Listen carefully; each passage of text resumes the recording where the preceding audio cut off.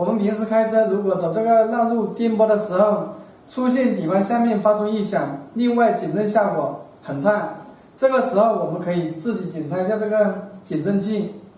看一下是不是减震器不行了。所以这一期我们教大家自己用肉眼识别减震器的好坏。汽车上面的减震器就类似于这个，只是汽车上面这个减震器要大一点，然后这个小一点。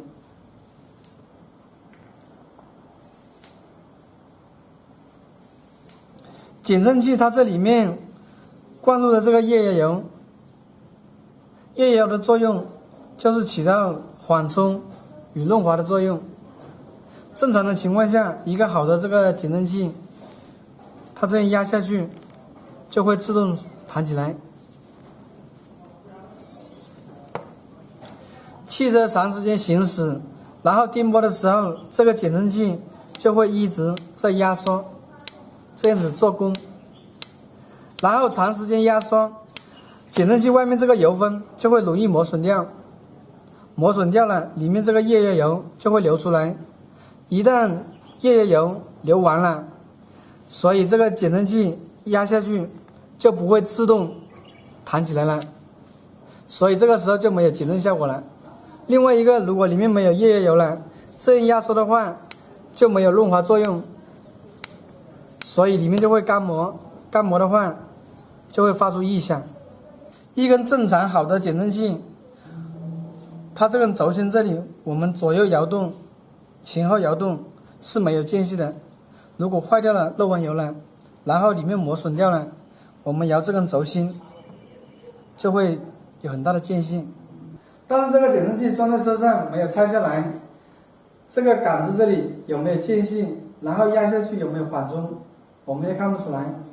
这个怎么避免呢？这个时候我们就可以用肉眼来观察减震器上面是否有漏油的现象。因为减震器坏掉之前，它首先上面会漏油，这个时候我们就可以看得出来。然后这里雅阁有一个减震器就出现漏油了，现在我们来看一下。首先我们来看一下这个减震器，这个减震器可以看到外面它只有泥巴灰尘，然后很干燥，没有湿印，没有湿印就说明没有漏油的现象，所以这个减震器是好的。然后再来看一下这个后面的这个减震器，可以看出来也比较干燥，有泥巴是正常的，但是没看到湿印。我们再来看一下这个右边前的这个减震器，我们可以看到这个减震器这里它就有湿印，看到没有？这个湿印就是因为减震器漏油漏下来的，所以这个减震器就坏掉了。